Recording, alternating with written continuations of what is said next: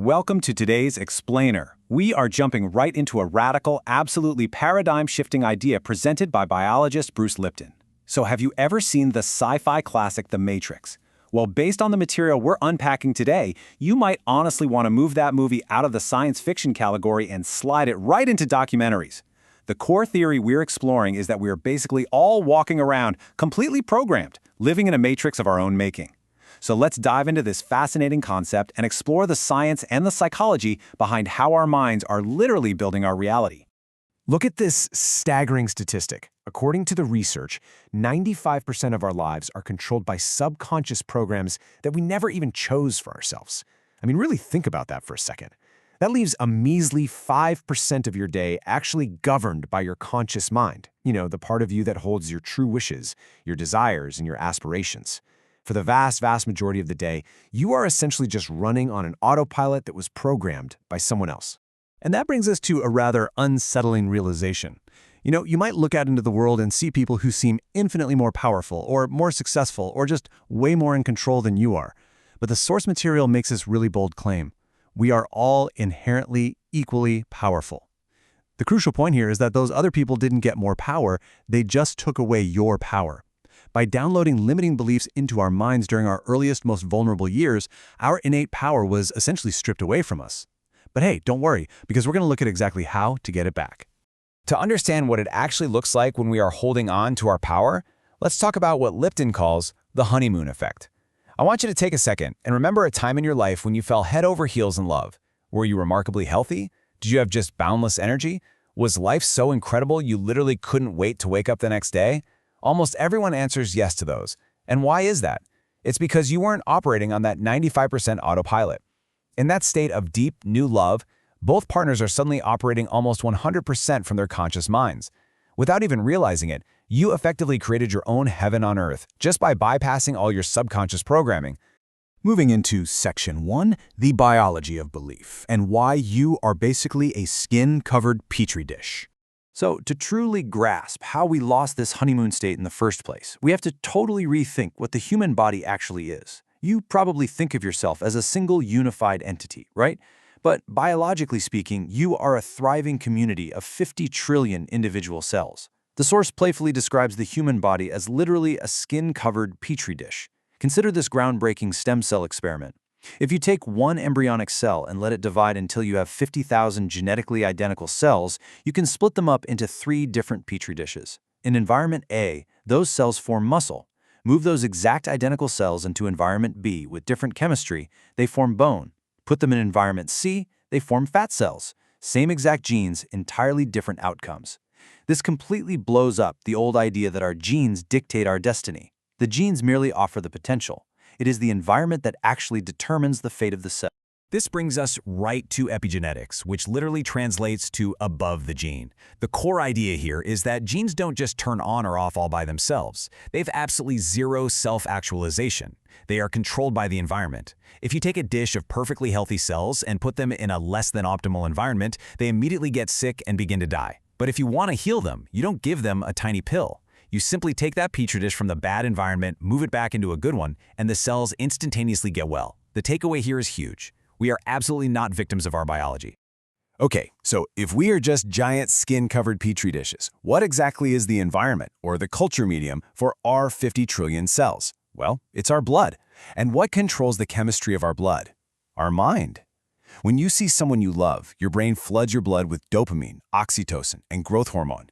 That chemistry literally creates health. Your cells grow and thrive. But if you open your eyes and see something that scares you, your brain releases stress hormones and inflammatory agents instead. If you were to drop those fear chemicals into a plastic petri dish in a lab, the cells would stop growing and begin dying. Fear literally kills at a cellular level, while love fosters exuberant, thriving life. Let's look at Section 2, the tied-up elephant, and how your power was stolen. So if our minds control our cellular environment, how did our minds get so compromised? To understand how our power got hijacked, think about the classic story of the tied-up elephant in India. When an elephant is young and small, trainers tie it to a heavy-driven stake. The young elephant fights, kicks, and flails, but after a couple months, it learns it simply cannot escape the rope. Fast forward, and that same elephant is now an absolute monster, 12 feet tall, entirely capable of pulling down a house. But how do they tie it up? They just wrap a flimsy rope around its leg. They don't even need the stake anymore. The very moment the rope goes on, that learned program of helplessness takes over, and the massive animal is completely paralyzed by its own belief. The suggestion here is that all of us have been disempowered exactly like that adult elephant. Now, to understand where that invisible rope actually exists in our heads, we have to look at the two interdependent minds we all possess. First, we have the conscious mind. This is your true identity, your spirit, your uniqueness. It's the creative center that holds all your wishes and desires. But then we have the subconscious mind. And here's the kicker. This mind is not creative at all. It is strictly a record and playback device, entirely loaded up with habits and learned programs. They work together, sure, but they learn and operate in completely different ways. And here's exactly when that rope was tied around our legs. From birth all the way to age 7, a child's brain operates primarily in a frequency called theta, which is literally a state of hypnosis. During this programmable period, a child just doesn't have the conscious filter to critically analyze information. So, when well-meaning parents or teachers, acting as our earliest coaches, say things out of frustration like, "You're not good enough," "You don't deserve this," or "Who do you think you are?" the child doesn't rationalize it. They simply download it straight onto the tape player of the subconscious mind as absolute, undeniable truth. Which leads us to a highly critical and honestly kind of tragic concept. If your mind's absolute function is to make your reality match your beliefs, think about the immense danger of those early childhood downloads. If you recorded the belief that you aren't lovable early on, your subconscious will actively sabotage your life to make sure your reality matches that deeply hidden belief.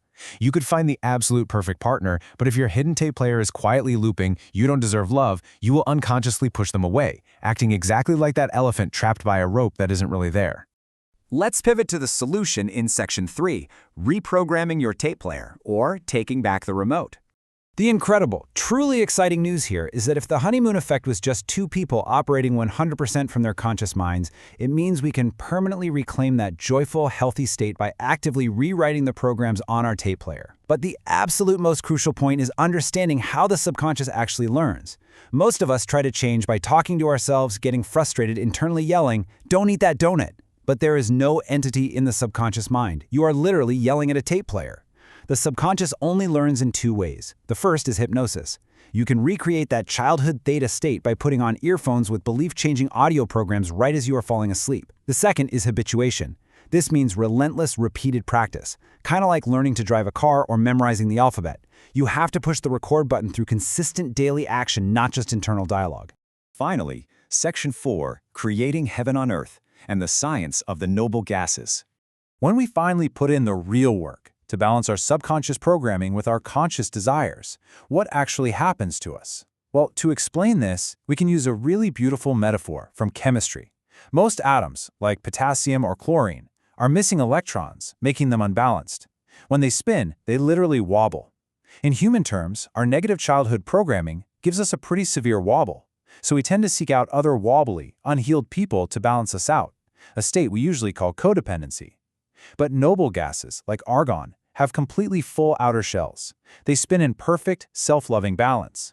When you rewrite your subconscious programs, you stop being a wobbly atom.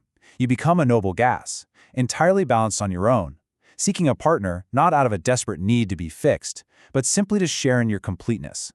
Now, check this out. In physics, when a balanced noble gas gets hit by a photon of light, it becomes excited. When it pairs with another excited noble gas, they form a partnership called an excimer. And what happens biologically and chemically when these two perfectly balanced elements unite? They emit actual, literal laser light. The material enthusiastically suggests that this is our ultimate destiny. By balancing our minds, we don't just heal ourselves, we form relationships that literally emit light into the world, actively transforming this planet back into the heaven on Earth it was always meant to be. So we've covered the staggering reality of our subconscious programming, the fascinating biology of our cells, and the actionable, concrete ways to rewrite our internal tape player. So I want to leave you with this final, provocative thought. If you now realize that you absolutely aren't bound by your genes, and you finally hold the remote to your own subconscious tape player, what reality will you choose to hit play on today? Thanks for joining me on this explainer, and I truly hope this empowers you to step out of the matrix and start creating your own continuous honeymoon effect. Keep learning, and I'll see you next time.